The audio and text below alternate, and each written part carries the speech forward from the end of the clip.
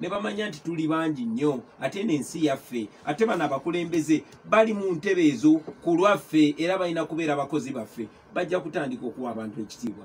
Ekyo kyogamba nti abantu bongera kufa ye bw'ayagala okikola. Mwai Museveni ne bayeekera banne baleeta okufa kw'abantu emitwalo 50 tewali wakutte mundu. Bo baali bakozesa mundu. Ffe tetulina mundu era tetulwanyisa mundu. Nzija wano ku radio nembi kugamba byonna nga sikutidde kuba bino byonna manyi bya mazima. Of course manyi nja kufulumanga maje getuludde gatiseka kuba abantu ya gas naye ate banankola ki kibasobola okunkola kwe kunzita okitegeera tibanyina kibasobola kunkola so nja bagamba mazima nga bwe gali ate njagala kino guno omwoyo ngusige na mu buli Munnayuganda ali eyo amanye nga kirumira bwe yatugamba nti bw'oyogera ofa ne bw'otoyogera ofa kati bibagambe so tubibagamba byonna tulina omukisa nti nga 14 mu nnaku 9 tugenda kulonda era tugenda kusalawo nsi ki gye twagala okubeeramu. Kana akalulu tumanyi Museveni abadde akola buli fujjo n'aleeta amagye ne gakuba abantu ne batta abantu ne tugenda kikolanga protest vote kuno okulonda kugenda kubanga kwekalakaasa ffe tugenda buliriza kugenda kubanga kwekalakaasa mu ddembe ne kalakaasa n'akalulu kwange nenzija nentiikinga ti n'omulala n'atiikinga Abannayuganda balage obutali bumativu.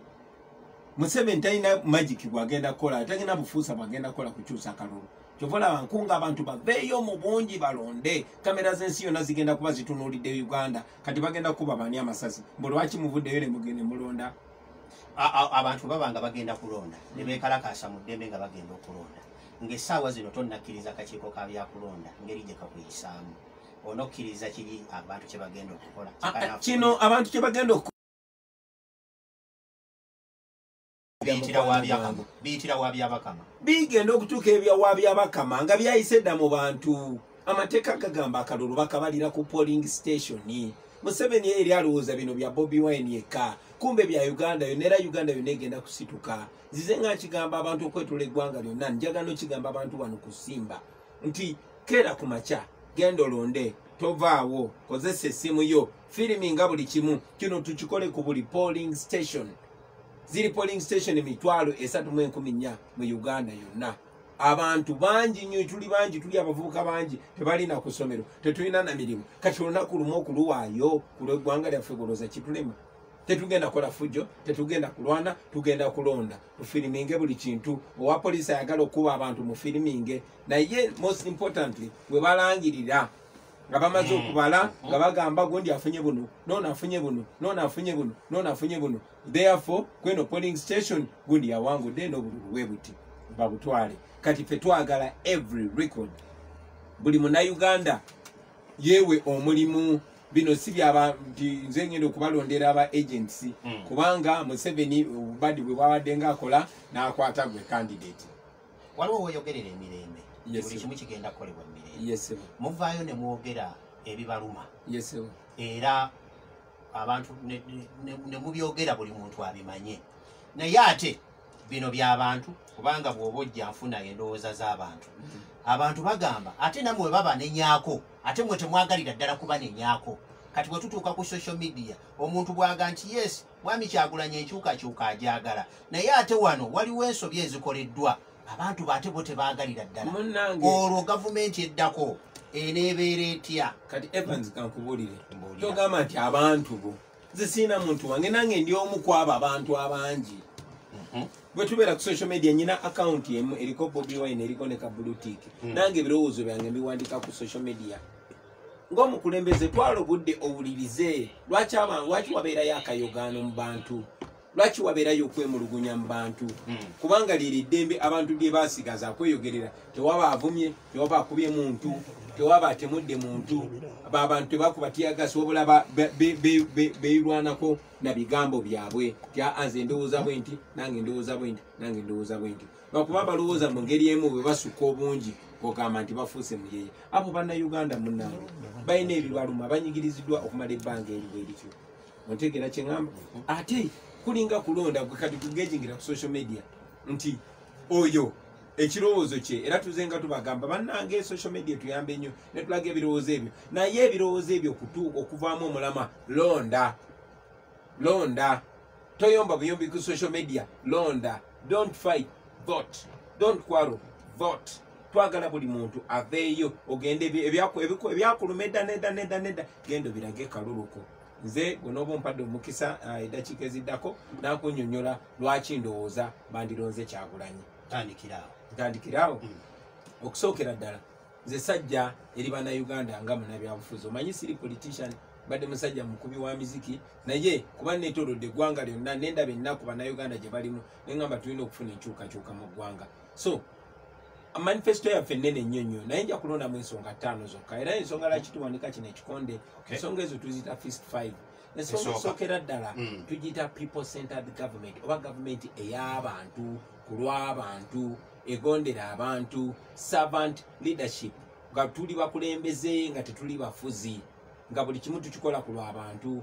Mu nkola eyo twagala tuse nnyo ekitiibwa mu nfuga ey'amateeka nga ffenna gatufuga kyenkanyi, era awo ng'eddembe ly'obuntu lya kitiibwa nnyo nnyo nnyo nnyo.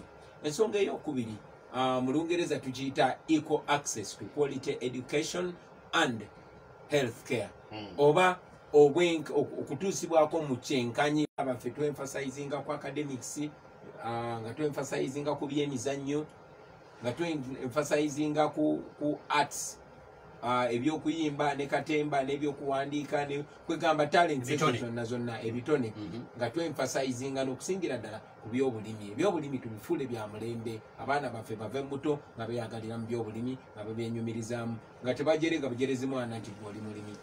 Ebyobulamu twasuubiza dda abantu sobola biddamu kubanga bingi nnyo, naye kugamba eri brief ngambe nti budget wakiri ebitundu 15 ku budget y'eggwanga bigenda mu byanzijanjaba.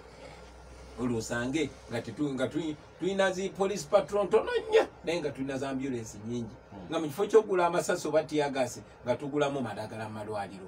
Saagala kuddamu kulaba nti wa bodaboda yafiiriddwa mukyala we, osula mu mpewo ate mukyala we yafudde ng'azaala, ebyo saagala kuddamu biraba.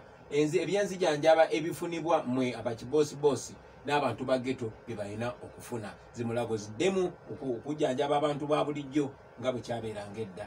Eyo nebadde ensonga yakubiri. Ensonga eyokusatu tukiyita inclusive economic development. Buli munnayuganda akulaakulane mu byenfuna mu nsi ye, yeyagale.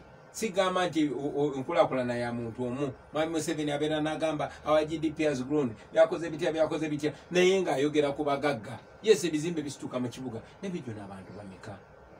Bwe bisituse temumaze kusengula bijja by'abantu abaffe. Omunaku ye tasobola kupakasa n'agenda n'akulaakulanya akataka ke. So twagala kye bayita inclusive economic development, nga bwe wabaawo enkulaakulana mu ggwanga nga ereflectinga paka ku muntu wa wansi, buli omu ng'akulaakulana. Ensonga eyokuna twagala nnyo okutunulira ensonga y'ettaka. Abantu bagobeddwa nnyo ku mataka, kibaluma era baagala ekyokuddamu. Mwami Museveni njuzi yali ayagala nakuyisa tteeka nga gavumenti bwe yeegomba ettaka lyo, bo be bakusalirawo omuwendo gwe bakuwa ne bagusa mu kooti ne bakusendawo. Ekyo tekijja kubeerawo nga nze pulezidenti. Twagala okuwa ekitiibwa abantu ne bwe babbako amataka gaabwe bafune obwenkanya. Tebyaggwa, nkomawo lutwejjere buto. Ekyokubiri mu nsonga eyo yennyini ey'ettaka, twagala n'ebyobugagga eby'omu ttaka ng'ebya Uganda nga bijjuna abannayuganda bonna. Si zino bizinesi za Museveni ogamba nti gold yenna wange. Olaba Mubende bagobayo abantu bonna, kati Sodo muganda wa Museveni yafuga golodi we Mubende. Eno mutabani wa Museveni yakulira essengejjero lya golodi. Eri ali ekalamoja yabikwasa mukazi we. Wano ali mugamba my oil, ebyo bigamba ani naawe? Uganda gwe wagitondawo. Ebyobugagga by'eggwanga birina kujuna ggwanga, ate ebyo ebitundu gye biva yeggwanga. Nedda si yeggwanga, anti kati yenkugamba ekyo njagala okujjawo. Ebyo Museveni yeerimba si yeggwanga. Uganda yaliwo nga Museveni tannabaawo, Uganda egenda kubeerawo emyaka mingi nga Museveni yavaawo dda. Ekyo njagala buli omu abeere ng'akimanyi. So njagala nnyo nga ab'Ebunyoro bafuna mu mafuta, nga ab'Emubende bafuna mu golodi, nga ab'Ekaramoja bafuna mu natural resources zaabwe. Twagala n'okujja obujja eby'obulimi. Muganda wange ffe twasomeranga ku mmwanyi.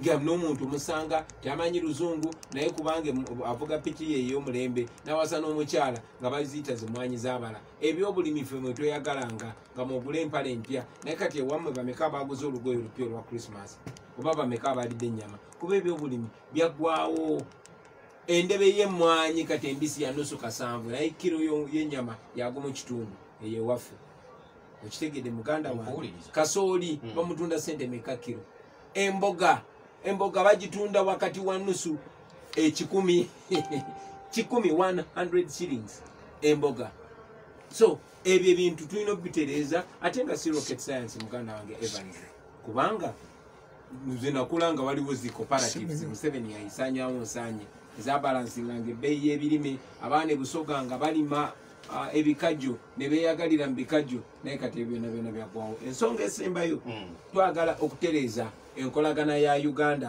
n'amawanga ag'ebweru agetwetoolodde mu regioni mu East Africa mu Africa n'ensi yonna okwetooloola ensi yonna tunula olunaku lwaleero ziboda zaffe ne Rwanda zigale tuli mu kuyombagana n'Abannakenya tuli mu kuyombagana ebyo sibyagala twagala tubeere nga tukwatagana n'ensi ezitwetoolodde nga tulina omukwano n'ebyobusuubuzi bitojjere n'ensonga endala twagala amawanga ag'ebweru ate tubeere n'ekitiibwa mu ggwanga tebatumanyi nga dictatorship tebatumanyi nga nsi esinga kunyigiriza ddembe ly'abantu nga nsi esinga corruption naye nga batumanyi ng'ensi eyeeyagaza so zezo ensonga mu bufunze 5 lwaki ndowooza bannayuganda bandinonze nembeera pulezidenti waabwe omupya omwezi ogujja neyanziza nnyo neyanzega mpuliriza omulungi eddakiika 27 zezibulayo okubeera essaawa 2 ez'akawungezi k'olunaku olwaleero nze Walusimbi Evans mu studios nina presidential candidate oba ekibiina kya NUP Honorable Robert Kyagulanyi Ssentamu